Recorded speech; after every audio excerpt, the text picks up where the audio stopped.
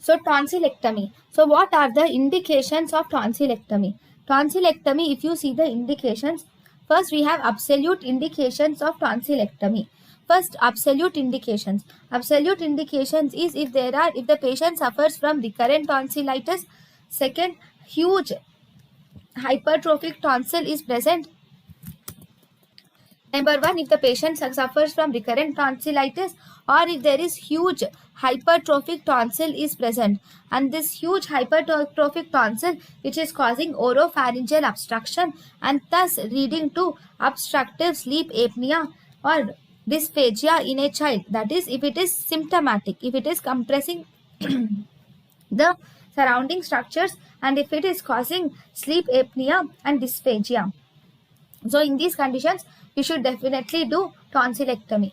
Then it should also be done in peritonsillar abscess. In cases of peritonsillar abscess, mainly peritonsillar abscess, it is done after one episode in children and it is done after 2 episodes in adults. In children, it is done after one episode. In adults, it is done after 2 episodes. And if the patient develops febrile seizures due to tonsillitis, if the patient develops febrile seizures due to tonsillitis, so these are the absolute indications. What are the absolute indications? If the patient has recurrent tonsillitis, which is the most important, or if the patient has huge hypertrophy of the tonsillitis occurs, and because of that huge hypertrophic tonsil, there is formation of oropharyngeal obstruction will occur. This oropharyngeal obstruction will lead to sleep apnea and dysphagia. Then if the patient has peritonsillar abscess, in peritonsillar abscess, we do it after one episode after one episode in children, and it is done after 2 episodes in adult. And also in febrile seizures due to tonsillitis, we do tonsillectomy. Then if you see the relative indications, in the relative indications for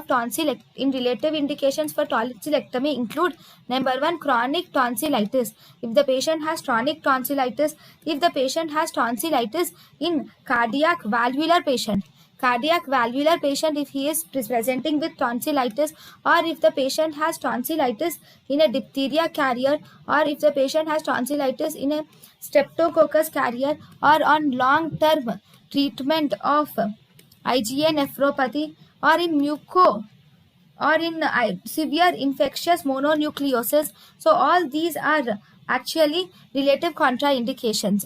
So what are the relative contraindications? Chronic tonsillitis in a patient with valvular disease patient, diphtheria carrier, streptococcus carrier, long-term treatment of IgA nephropathy, severe infectious mononucleosis leading to upper airway obstruction. All these are relative indications of tonsillectomy. Then we have non-tonsillar indications. So what are non-tonsillar indications? Non-tonsillar indications has an approach to if there is elongated styloid process like styalgia or in Eagle syndrome, elongated styloid process like styalgia or Eagle syndrome, in glossopharyngeal neuralgia, or has a part of uvulopalato-pharyngoplasty, has a part of uvulopalato-pharyngoplasty in obstructive sleep apnea. We do tonsillectomy. So what are the non-tonsillar indications of tonsillectomy? It has an approach to elongated styloid process like in styalgia or Eagle syndrome, if there is glossopharyngeal neuralgia, or as a part of uvulopalato-pharyngoplasty in obstruction. In these cases, we do tonsillectomy. Now, one more important thing about tonsillectomy is criteria. So, if you see the criteria of tonsillectomy, if there are 7 or more episodes of tonsillitis in 1 year, or if there is 3 or more episodes, if there are 7 or more episodes, if there are 7 or more episodes of tonsillitis in 1 year, if there is 5 or more episodes of tonsillitis in 2 years, if there is 3 or more episodes of tonsillitis in 3 years, so these are the main criteria for recurrent tonsillitis. Now, what about the contraindications? So, if you see the contraindications for recurrent tonsillitis, first we have if the patient has acute infection, that is acute condition of tonsillitis, we should never do a tonsil surgery. Then if the patient has bleeding and clotting disorders, or if there is aneurysm is present in the internal carotid artery, or if the age of the patient is less than 3 years, or if the patient has active menstruation, but this is actually a relative contraindication, or if the patient's hemoglobin is less than 10 gram percentage, that is if the patient is suffering from anemia, or if there is any cleft palate or submucosal cleft, or if the patient has uncontrolled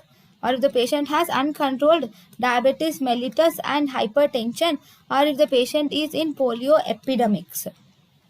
Okay, all these are actually contraindications of tonsillectomy. What are they? In acute infections, like acute infections or tonsillitis, it is contraindicated in aneurysm of internal carotid artery if the age of the child is less than 3 years, active menstruation, anemia, hemoglobin less than 10 gram percentage, bleeding and clotting disorders, cleft palate and submucosal cleft, uncontrolled hypertension and diabetes mellitus, and in polio epidemics, the tonsillectomy is contraindicated. Now, if you see the miscellaneous causes, so in the miscellaneous causes, first you will have to see the position of the patient. The position of the patient for tonsillectomy is Rose position. Then during tonsillectomy, you use Rose position. After tonsillectomy, you will let the patient sleep on lateral position. Why? In order to prevent aspiration, you will ask the patient to sleep on lateral position. You will do dissecting and snaring is the method of tonsillectomy. Most common method is dissecting and snaring method is the method of tonsillectomy. Then what is the most common complication? Most common complication is hemorrhage is the most common complication of tonsillectomy. And what is the average blood loss? Average blood loss of tonsillectomy is around 50 to 80 ml is the average blood loss. And during adenoidectomy, during tonsillectomy, it is 50 to 80 ml blood loss. During adenoidectomy, it is 80 to 120 ml blood loss is seen during adenoidectomy. Now, if you were asked what are the most common cause of bleeding during adenoidectomy, during tonsillectomy, most common cause of bleeding during tonsillectomy is by paratonsillar vein. Paratonsillar vein is the most common cause of bleeding in tonsillectomy, also called as Dennis-Brown vein. Dennis-Brown vein. Then if you were asked what is the most common arterial cause of bleeding, arterial cause of bleeding in tonsillectomy is tonsillar branch of facial artery. Tonsillar branch of facial artery is the most common arterial bleeding during tonsillectomy. Then, if you were asked about the hemorrhage, there are types of hemorrhage. If you see in the hemorrhage, we have actually 3 types of hemorrhage is present. Primary hemorrhage, which occurs at the time of operation. Then reactionary hemorrhage, which occurs within 24 hours of surgery. Within 24 hours of surgery, mainly because of clot formation, there will be reactionary hemorrhage. Then secondary hemorrhage, which is seen in 5 to 10 days of post-operative day, you will see secondary hemorrhage. Okay, so in reactionary hemorrhage, the treatment is you will have to remove the clots and use a vasoconstrictor, and ligation of blood vessel should be done, and you can also apply a pressure pack can be applied. So that is about the hemorrhage in tonsillectomy. Thank you.